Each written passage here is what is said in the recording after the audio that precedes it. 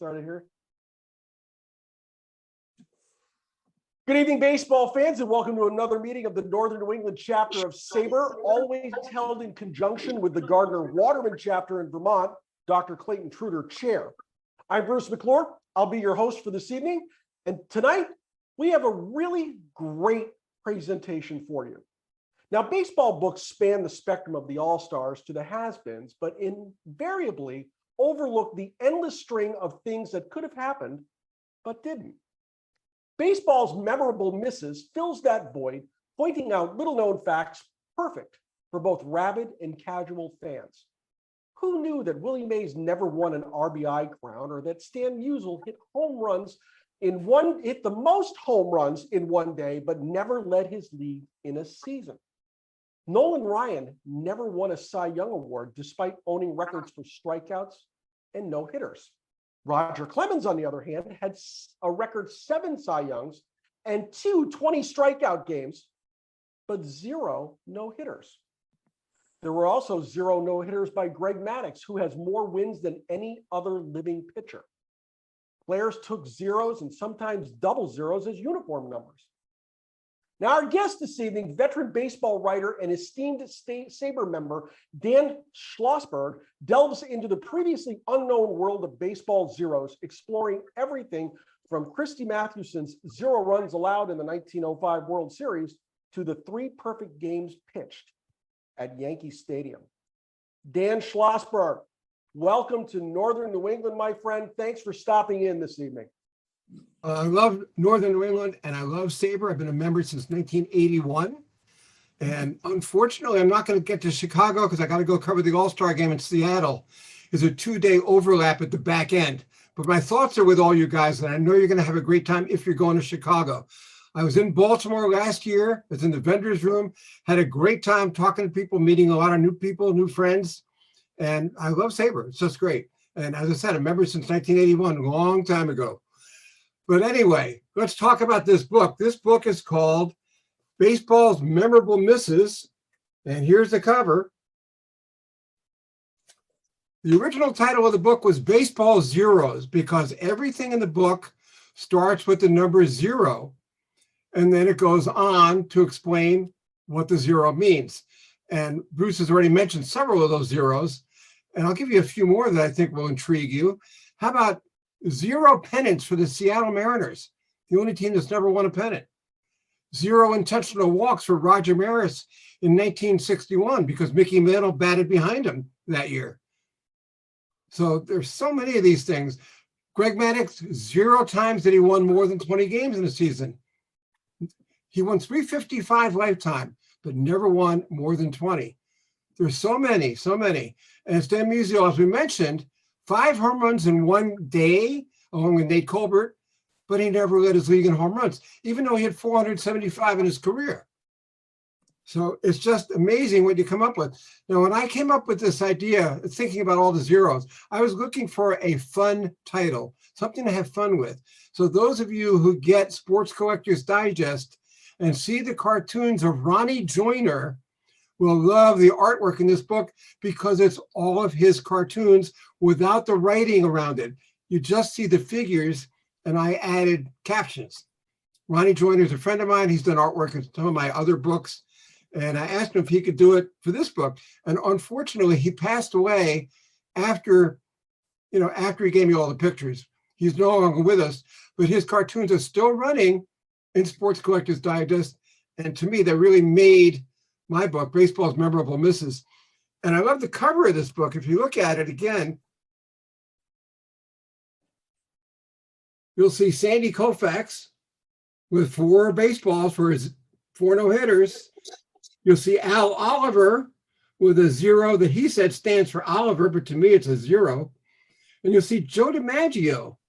And Joe DiMaggio is showing how many hits he got after that streak ended in game number 57, 0 hits. So many things to write about with baseball zeros. And I went to my editor, Julie Gantz at Sports Publishing. I've done several books for Julie. And I said to her, I want to do this book, Baseball Zeros. It'll be a fun book. You know, you can make it a small paperback if you want. We'll use Ronnie Joyner's cartoons. And Doug Lyons Many of you know Doug because of SABR connections. Doug used to be a presenter every year at the SABR conference, and he was loved because his presentations were hilarious. And Doug is the brother, by the way, of movie critic Jeffrey Lyons, who I'm sure you all know. And Doug wrote a foreword that I think is very funny. We had a good time with it.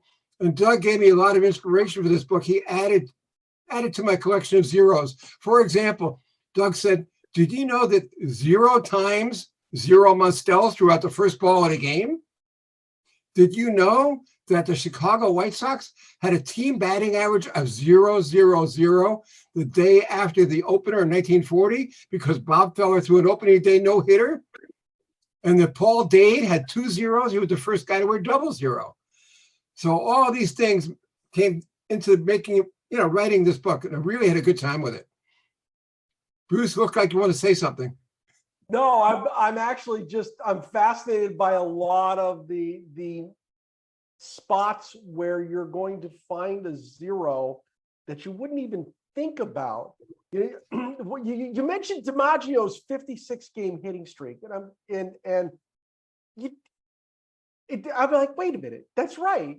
It ended because he got 0 hits, and if it wasn't for that 0, that streak could have been something like 75 games.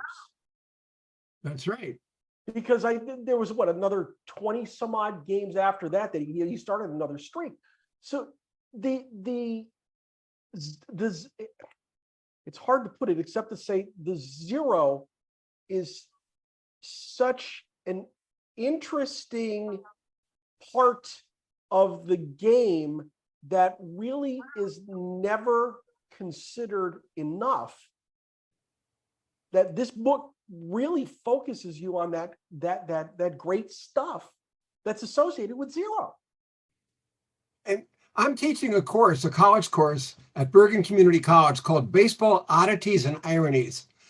And I got a lot of stuff for my course in the book and a lot of stuff from the book for the course. It really worked out well.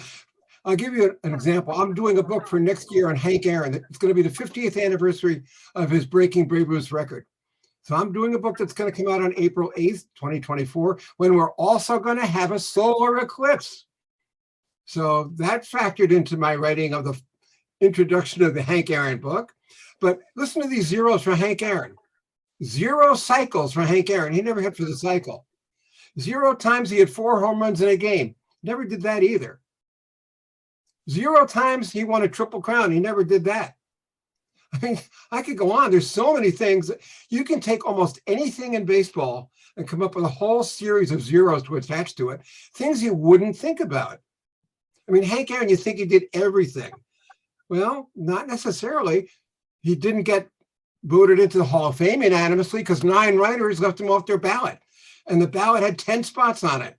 9 writers didn't put the all-time home run king on their ballot? Crazy. Meshuggah.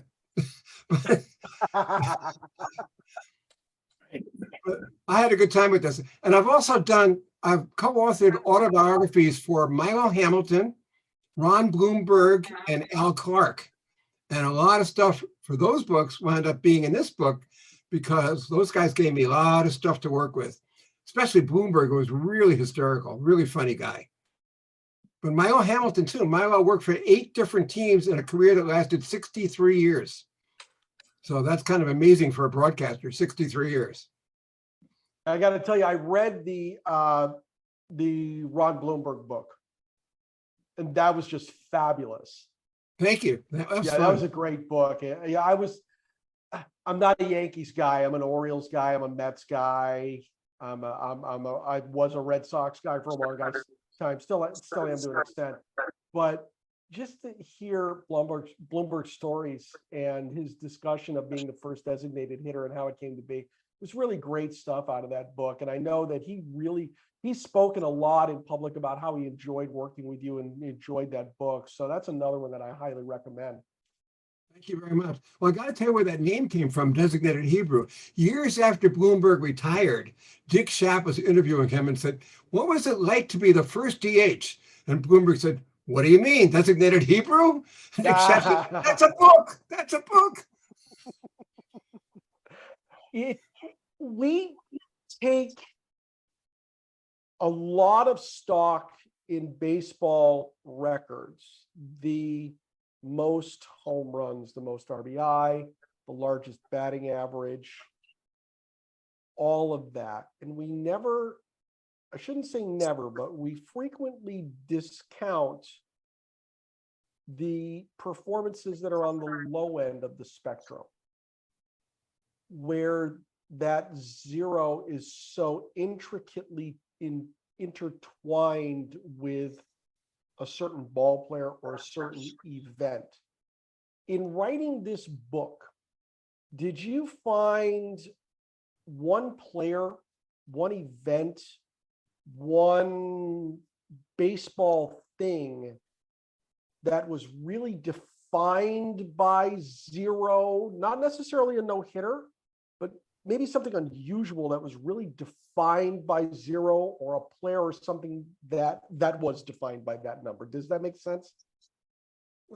Yeah, I mean, you can talk about Kirk Gibson, because 0 All-Star games for Kirk Gibson. He was never an All-Star. Even the year he won the MVP, he was not an All-Star. I've forgotten that. Well, that's the whole point of the book. That's the whole point. You can leave the book on top of your toilet, pick it up and read it backwards and find something you didn't know. That's the whole point of the book. It's a coffee table book and a bathroom book. I did not think I'd be promoting a bathroom book this evening, but that's okay. Well, I love the Willie Mays one. I mean, 0 RBI crowns. Now, this guy, look at all the career RBIs and where he ranks on the career RBI list. How could he never lead his league? How is that possible? That's a good question. And I didn't realize that Mays had 0 RBI crowns until your book. Yeah, he led in batting and home runs, but never in RBIs. And Aaron led in all 3 categories, but never all 3 in the same season. And he said that was his biggest regret, no Triple Crown. I never knew that. Yeah. I never knew that. If anybody here this evening does have a question for Dan, or has a comment, or wants to jump in here, feel free. This is kind of an open forum this evening. We don't have a large crowd, so we can go in and out, so to speak. How long did it take you to write this book from genesis to publication? Less than a year. Whoa. I follow baseball exclusively. I have no interest in football, basketball, hockey, or any other sport. So I follow baseball all year long, 12 months a year. I read everything I can find online, in print, books, and I get sent every book that's published because I write for Sports Collectors Digest. I do an annual column called Rating the Baseball Books just before the holidays. And so I get tons of stuff, and I collect it all and I save it all. And I also edit a newsletter for the IBWAA, the Internet Baseball Writers Association of America. Here's the pitch. I do the weekend editions on Friday and Saturday. I put a lot of trivia in there, a lot of one-liners. I love the old one-liners, the ... You know, the Larry King style of writing. Yep. And I love to put all the baseball in, and I find tons of stuff. I mean, it's amazing how much stuff I find. That you wrote the column that I think you wrote the column that recommended Clayton Tritter's book Loserville. Yes. Yeah, good friend of mine as well. That book's fabulous too. Sean Moore, you're up. Go ahead, buddy. Yeah, here's a 0 I thought was interesting. I'm curious if this is in your book. So Eddie Collins, a great player from 10s, 20s. He has a lifetime batting average of 333. He has 3,300 something hits. I mean, the guy was just a phenomenal player, especially for his time. Never won a batting title. Never.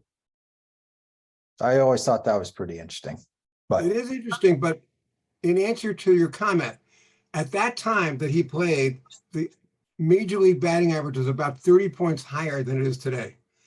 And the averages for everyone were so much higher. Look at Babe Ruth's average, Lou Gehrig's average. The averages were much, much higher. Ruth's career average was 342, which is pretty tremendous for a home run hitter. So much higher. That's why Collins never happened to win. But it's a good point. With 333, you'd think he would have sneaked in somewhere, but he didn't. That's very interesting. I never thought of that, Sean. That's very interesting. And he was one of the good guys on the Black Sox. Yeah. That's true. That's right. I'm thinking of different avenues for finding zeros in the game that aren't necessarily the usual, hey, let's see how many no-hitters this guy has, or let's see how many times this guy wore the collar. One of the things that interests me now, talking about this book a little bit, is how many guys appeared in Major League Baseball, had that cup of coffee, never got a hit. 0 hits in a career. I'm sure there are lots and lots of those. There's got to be a big number of those. It would be interesting to see based on the number of players that have worn a uniform, the percentage of those who really never got a hit or never got on base. Be interesting to see things like that. Well, another zero that I loved, I have a chapter on managers. So how about 0 managers for the Chicago Cubs from 1961 to 65? They had that rotating board of head coaches. And then they brought in Leo DeRocher because that was a miserable failure. I think one of those coaches was recently inducted into the Hall of Fame, Buck O'Neill, if I remember right. You are correct. That's right. He was, yep. 0 days of service in Major League Baseball for not nice reasons. If only he could have played. 0 games played in the majors by Buck Showalter. Also 0 pennants won by Buck Showalter. He's been manager of the year 4 times. He's never won a pennant. Oh, that hurts. Come on. Sorry. I'm a Braves fan. I love it. Not going to win this year either. Manages my Mets, managed my Orioles for a while, never won it. Never. He's going to get one, I think. Especially if the Mets can straighten themselves out so far this year. Stop losing to Washington. Say that? They got to stop losing to Washington. You got to stop losing to Washington. That's right. Sean, you're up. Yeah, so another one. So Dan, you mentioned the 1905 World Series where Yes. The zeros there were Christy Mathewson's 3 shutouts. Right. Amazing. But all 5 games in that series shutouts. Yes, that's correct. And by the way, I'm glad you mentioned Christy Mathewson because for a while, the Mathewson brothers held the record for most wins by brothers. Henry never won a game, but he did pitch in the major leagues. Oh, I never thought of that. Yeah, between the Perrys and the Negroes, for a while, the Mathewsons held that record. It was all Christy with his 373. Now it's the Negroes. That's like the home run crown, the home run crown for brothers. The Aaron brothers still hold that. Yeah, but Well, that's how, Doesn't have to do that's with the Joe. whole idea, Bruce. I mean, to find all these things and go, wow, I didn't know that. It gets you started. The book subject gets you started on that. Hey, what other interesting things can I find if I dig a little into certain subjects that I like? This book could actually be used by, somebody like me, who I'm not a researcher. I'm a content consumer. I'm a content creator. I don't have the time to research, but this book could be used as a springboard to say, okay, so here's all this great research and all these great instances of the number 0. What else could I think of? I think the book will, for the right people, spark some of that interest in delving into some of the greats of the game, some of the numbers of the game, and coming up with some more research avenues. But I'm going to go to Andy Heckroth right now. Andy, my friend, go get him. All right, thank you, Bruce. A question for Dan is, I think I don't have the statistics on me, but is it true that Hank Aaron never Is it true that Hank Aaron 0 times never hit more than 50 home runs in a season? That is true. His high was 47. Thank you. That was something I thought. I was like, I wanted to ask it, ask a double check because I thought it'd be cool for this discussion. Yeah, I'm glad you asked that because the spring training right after he hit that 47 home runs, I asked him about it and he said he wanted to hit more than 47 the following year, which would have been 1972, and this didn't happen. Thank you, Dan. I'm sorry, Andy. Oh, I just said thank you to Dan. Oh, okay, Andy, thank you. Dixie in the chat, after Joe D was stopped at 56 games, he went another 16 games with hits. I couldn't remember how many it was. Thanks, Dixie. He was stopped this time at Yankee Stadium by the Browns. I can't even say this name. John Niggling. Did I say it right? Dixie's shaking his head. Yes, thank goodness. And Bob Harrison, a doubleheader. He went 0 for 8. So you had 56, 66, 70. That would have been 73 games in a row. I had that 0 not cropped up in game 57. So that's very interesting to see. The Yankees that day, that the second streak was stopped, only had 6 hits all day. So it's no wonder Joe didn't get anything. They were not on that day. That's right. And you mentioned streaks. Cal Ripken Jr. had that tremendous consecutive games playing streak, but I was on Mad Dog's show High Heat on the Major League Baseball Network, and I said Joe DiMaggio's Lou Gehrig's streak was more significant than Cal Ripken's, and he said why? And I said because Ripken had a lot of work stoppages where he got a lot of rest. Gehrig never had that. He had to play every day as scheduled unless it rained. And Mad Dog said, you're absolutely right. Nope, I never thought of that. All the work stoppages helped Ripken. Yeah, let's see. Geez, how many work stoppages did he play through? Quite a few. Look how long that streak was and how long his career was. Yeah. Yeah, that's very interesting.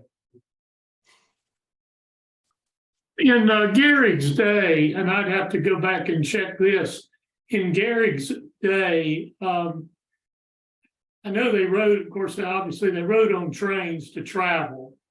Yeah. Did they have many off days when they weren't traveling? They had some off days, but the furthest west they had to go was to St. Louis. Not like today where they had to go to the West Coast.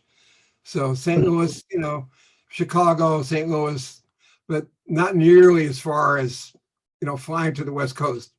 And jet lag and all that stuff. So every off day was basically to allow for travel. In fact, yes. In fact, sometimes they had an agreement that they would stop the game at, let's say, 5 o'clock, 6 o'clock. They were all day games, but they would stop the game at 5 o'clock to catch a train, an overnight train to the next city. Yeah. That happened quite a bit. Mm-hmm. In fact, there are a few no-hitters that happened as a result of that because the teams had agreed in advance they're going to stop at a certain time and pitcher gave up no hits. That was a no-hitter. As long as the game was official. And I also object to Major League Baseball ruling against shortened no-hitters. For example, Andy Hawkins, when he pitched a no-hitter and lost 4-0, he didn't get credit for the no-hitter because it was 8 innings. Major League Baseball is saying you have to pitch 9. And how about Harvey Haddix pitching 12 perfect innings and not getting credit for anything except the loss? And that's another 0 for Hank Aaron, by the way. 0 runs scored by Hank Aaron in Harvey Haddix's perfect game. He should have scored a run. But what happened was after Joe Adcock hit the ball over the fence, Aaron got as far as second base, went directly into the dugout. So Adcock passed him on the bases and was ruled out for passing Aaron. Adcock got a double, and the only run that counted was scored by Felix Mantilla, who had gotten on Don Hoke's error. Let's go back to Sean. So 0 runs scored by Hank Aaron in the Harvey Haddix perfect game, although it wasn't really a perfect game, but 12 innings. Let's go back to Sean Moore. You were just talking about fluky no-hitters or lack thereof. Babe Ruth is credited with a combined no-hitter. And it was the game where He walked the first batter, but got thrown out of the game. Ernie Shore. Right. Ernie Shore came Umpire or in. something. Right. Right. And then Ernie Shore came in and retired the next 26 batters, plus the runner that Ruth had on, walked on, he got thrown out. Right. And so it used to be Ernie Shore's perfect game, but they changed it to a no-hitter. But then Babe Ruth got credit for a combined no-hitter, which I think is pretty cool. Yeah, it is. It is. But Ernie Shore probably should have gotten credit for a no-hitter. He retired 27 men. For a perfect game, yeah. Yeah, that's it's pretty good. But Matt, the one that really gets me is Madison Bumgarner a couple of years ago pitched a 7-inning no-hitter against the Braves. You know, that time, doubleheaders were 7 innings because of COVID. That was the only no-hitter Bumgarner's ever pitched. But if you look at his record, you don't see any credit for no-hitter. So it's 0 no-hitters for Madison Bumgarner, but not in my book. See, that's where I completely disagree with the way Manfred handled that. Excuse me. The rule states that in order for a no-hitter to be recognized, the game must be official. Right. That's or right. at least it used to. Now, it might be that it's got to be 9 innings now. And if there's a rules expert on the call tonight, let me know. But that Bumgarner's no-no went an entire game at the time based on the rules that were instituted and should be recognized as such. Now, correct me if I'm wrong, in order for a no-no to be called a no-no, you've got to win the game, don't you?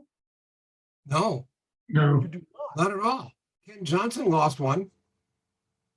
I believe I Steve thought you Barber were lost one. Okay. There are so cases where pitchers are lost. You know, a couple of errors and a walk, and it's you can lose the game easily. 1-0, whatever.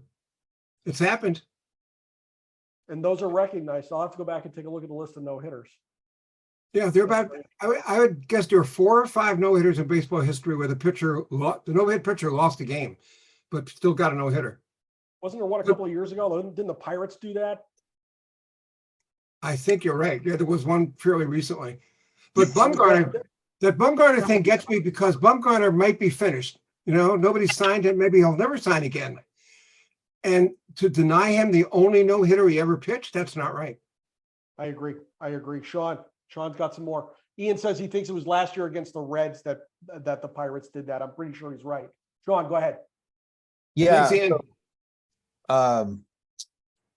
So there's been no hitters where there's been no strikeouts. I knew of one. I guess Ken Holtzman did it, and I looked it up just now. There's actually been 3 no hitters where there was no strikeouts by the pitcher. So Ken Holtzman did it in 73. Somebody named Earl Hamilton did it in 1912, and Sam Jones in 1923. Right, the original Sam Jones before the later one came along, Toothpick Sam Jones. Okay. Sad Sam, who also pitched a no-hitter, by the way, and walked a lot of guys. I think he walked 9 or something like that, or walked a lot of guys in his no-hitter. That's a good point. Thank you.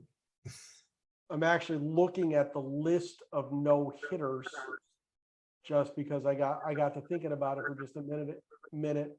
I was trying to see if I could find that one from last year. Looks like last year there were 3 pitched. Let's see. There was the combined no-no that the Mets threw on April 29th, May 10th, Reed Detmers threw one, and on July 25th, the Astros combined no-no, along with the World Series, November 2nd, Houston's Right. no. So I have to find out when that. I remember that Pittsburgh no-hitter. I'm gonna have to find that one now. I'm interested to go back and read it. The only complete game no-hitter was Reed Detmers. Say The again. others were all combined. Yeah, and the then only one was Reed Detmers last year. Yeah, that's right.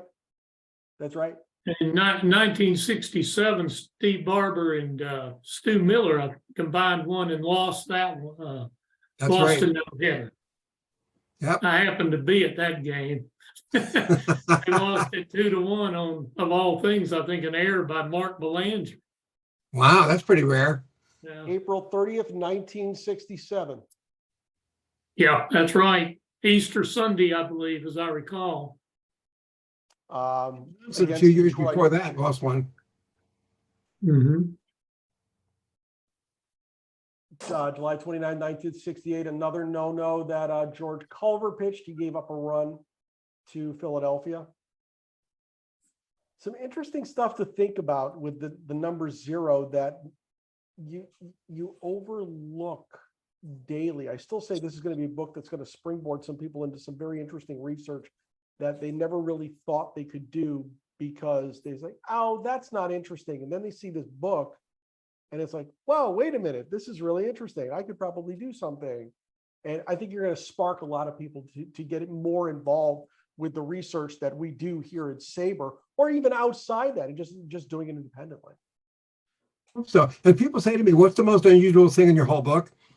And I kind of think it's where I wrote almost 0. The number of strikeouts Joe Sewell had in 1932. He struck out 3 times for the season, but it was almost 0. See, there you go. There's another way to springboard off that number. I just find it fascinating that we overlook the donut a lot. And this book comes out and you start looking at just how big a presence it really is. It's so overlooked. One that's really current. Bryce Harper. Okay, Bryce Harper, 0 times he won the bonus for being the World Series MVP. His contract has a bonus that was put in years ago that calls for, a big bonus if he gets the World Series MVP trophy, which he has never won. Now, at the time that clause was put into his contract, he was with a terrible team that had no chance to get into the World Series or anything. So why was that put into his contract? But it was there. And last year he had a chance to do it, but he didn't do it. Yeah. What else do we have for Dan tonight? You guys all Red Sox fans or no? Oh, yeah. Sean's thumbs up there. And Andy is obviously a Chicago Cubs fan. Okay. We'll excuse that. Yep. As I wear my Stan Musial Cubs jersey. I thought it was a Wilson Contreras jersey. Sorry. Oh, Here's Dixie. Yeah. I could ask Dixie the number of trash cans banged years ago by Houston. Was that actually 0, or was it a number somewhere between 0 and infinity? I mean, I don't know. It could have been 100, but if they beat the Yankees, it doesn't matter because they've been cheating people for 75 years. Fighting words. I love it.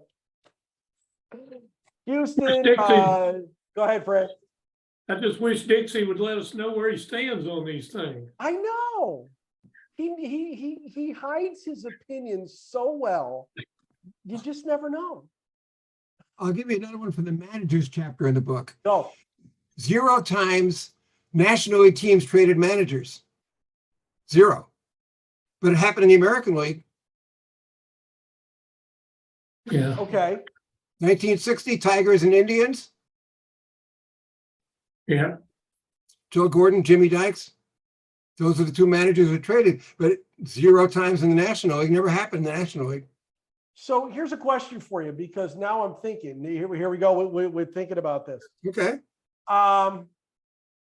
Didn't Oakland trade for Pittsburgh for? I think it was Chuck Tanner. Yes, for many thinking it, but that was not one manager being traded for another manager. Oh, okay. Yeah. You're right. Okay. Yep. I mean, that's happened a number of times where a team traded a player who became a manager. Gil Hodges for Bill Dennehy was another one. Yep. Yeah. Nobody remembers Bill Dennehy, but they probably Right. remember Joe Hodges. Touched his plaque a couple of weeks ago. About time. Wasn't it Ernie Harwell got traded for somebody as an A announcer? catcher named Cliff Dapper, a minor league catcher. You're right. Absolutely. And that was the start of Ernie Harwell's big league broadcasting career with the Brooklyn Dodgers.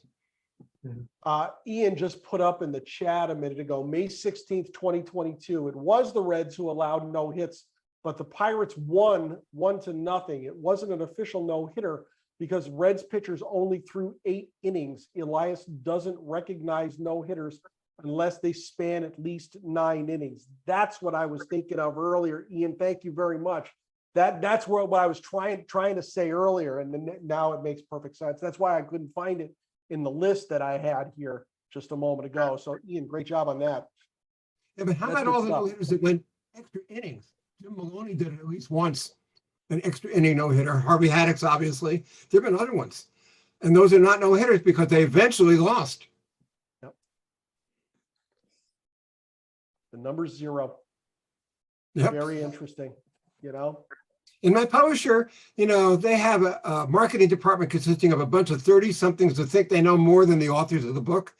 I mean, in almost every case, they'll change the title to do what they think. And they didn't want the word 0 in the title. They said it was too negative. I said, that's the idea. It is negative. So I said, okay, you got to at least put it in the subhead, which they did. That's okay. So you write a book about 0. And they say, no, you can't have that in a title because it's too negative. Okay. Okay. I know. Andy Heckroth in the chat, I believe Hunter Green started that game for Cincinnati. You might be right. Being more of an American League guy, I haven't followed much of the National League in the past, even though I'm a bit of a Mets guy. So I'm relying on these guys to make us all look good here tonight. But the number 0, a very interesting subject that we could go on for hours. Who else has questions for Dan tonight? Well, I guess I could just throw out one thing, sort of, I guess your philosophical approach. And I'd just like to know how the rest of you feel about this. We talked a lot about tonight about the official records and so forth. But in my mind, as a lifelong fan, I know what I believe a no-hitter is. And I certainly believe, for example, a big example, Harvey Haddix, nobody's ever can convince me that he didn't pitch a no-hitter. Do you draw your own conclusions too? I don't really care what the record books say. If I recall a performance, and I think it meets a criteria, in my mind, that's what it is. I don't know how you feel about that, but that's I've always felt that way. I mean, I look at the record books and I think, maybe it's interesting, but I know when I see something like, any kind of record, if I remember the player, I have my own opinion of what it is. Well, these days, with managers taking pitchers out so frequently and so quickly, it's going to be hard for anybody to pitch 9 innings of a no-hit game. I remember when Preston Gomez took out Clay Kirby years ago, and it was such a big deal because he was pitching a no-hitter. I think he took him out after 8 innings for a pinch hitter. And now guys routinely are pitching no-hitters and they get lifted because they've thrown 100 pitches. Who cares if they threw 100 pitches? When Johan Santana pitched his alleged no-hitter for the Mets, I say alleged because Beltran's hit was actually, a fair ball, or a foul ball rather than a fair ball. But anyway, so he threw 134 pitches that game. So the manager wasn't going to take him out pitching that no-hitter.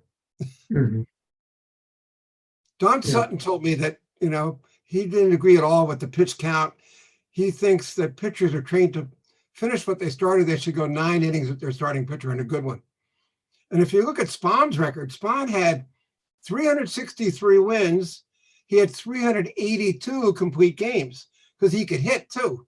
So they left him in. They didn't have to pinch hit for Spahn. Yeah. It's true. Yeah. Sean, Yeah, I'm pretty sure it was last year, but Clayton Kershaw went like 7 no-hit innings or 7 perfect innings. Yes, that's Got right. pulled. Was it perfect innings or no-hit innings? I think it was perfect innings. Yeah, I do Pretty sure. too. And he got pulled. He was gracious about it. He said, I know I wouldn't have lasted, but still, it was just kind of weird not to give the guy a chance to throw a perfect game. I agree. Yeah. Well, I go back to, with the arm troubles of Sandy Koufax and or shoulder issues. He might never completed a game in the modern era because they would have probably pulled him through, and he ended up pitching, multiple no-hitters and a perfect game. And he might not have gotten to the end of any 9-inning game nowadays. Look at the number of complete games in the major leagues these days. It's ridiculous. Only a handful. Mhm.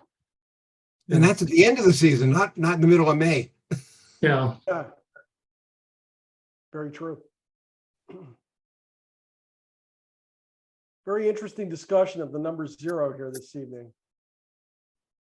Dan, I really appreciate you coming out and doing this tonight. Tell us a little bit more about the book, where we can get the book, how is it sold? Is it available in audiobook? Things like that. Go. Okay. Amazon.com is your best bet. And it's cheap. It's under $15. It's $15 at your bookstore, less on Amazon.com. Baseball's memorable misses. I'll hold it up again so you can see it again. Can you see it? Am I holding it right? Yep. You are. And it was a lot of fun. And at that price, $15, can't go wrong. And again, bathroom book and a coffee table book. It's sort of like the Shohei Ohtani of books. It's a two-way player.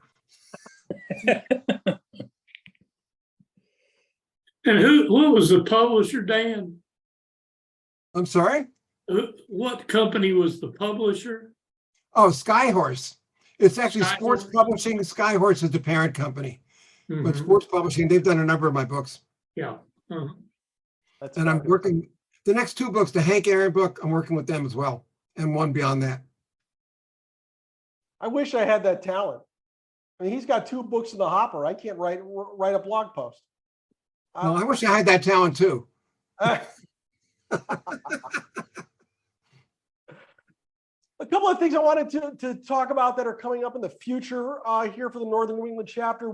I did send out a email last week. We are having a meetup in June, last Sunday in June in Portland at the Sea Dogs game. Tickets are only $9, and if you need information on how to get them, send me an email and I'll be happy to get that link out to you. Now, today, I had the pleasure of a conversation with esteemed SABR member Jay Goldberg. He is an artist from New York City who has a beautiful multimedia project entitled The Memory of America, Remember Your First Baseball Game. Jay is going to be an artist in residence this summer here in Manchester, New Hampshire at the Factory on Willow. It's a 90,000 square foot, 4-story mill building built in 1904. Where he's going to be conducting these interviews to add to his portfolio, which is very, very large at this point. It's a beautiful project. He's going to be opening a display in late August with the date to be determined. I'll put that out as time goes along. Dan, thanks for coming. We do appreciate you. You're welcome Thank to you, stay, Chris. but thanks a lot. Thank you. Thank you. Thank you. And we all got an email today about this project. If you would like to participate in the Memory of America, Remember Your First Baseball Game, please contact Jay at firstgameproject.com, and he can be reached via text message at the phone number in the video that we just posted on our YouTube page. If you search SABR Northern New England Chapter, you'll find all of our previous meetings, as well as this interview. And I'm urging everyone here in the Northern New England chapter and over in Vermont with the Gardner Waterman chapter to have a look at this, get in contact with Jay, meet up with him in Manchester, and get involved with this project because it is exactly what we promote up here in Northern New England, that positivity and that beauty that is baseball that we all love to experience. It's going to be a great project. Next week. Now I've got a good one for you for next week. Somebody I never thought that I would be able to have in to present to all of us. But if you're a PBS fan, if you're especially a fan of the Antiques Roadshow, you know who I am talking about now. The great Layla Dunbar will be visiting with us next week. She is the foremost appraiser of sports memorabilia in the country today and is one of the most frequent contributors to the long-running PBS show Antiques Roadshow. I cannot wait to have her present to us next week. I think it's going to be one of the most interesting and unique presentations that any chapter has ever had, and I urge all of you out there to join us 7 o'clock, the 22nd, right here, same bad time, same bad channel. I hope I'm going to see all of you there. So let's get everybody out of here. Thanks a lot for coming. Have a great night, everybody. We'll see you again next week. Thanks, Bruce. Thank you, Bruce. Thanks for coming, everybody. We'll see you. Thank you, Bruce. Yeah. Bet.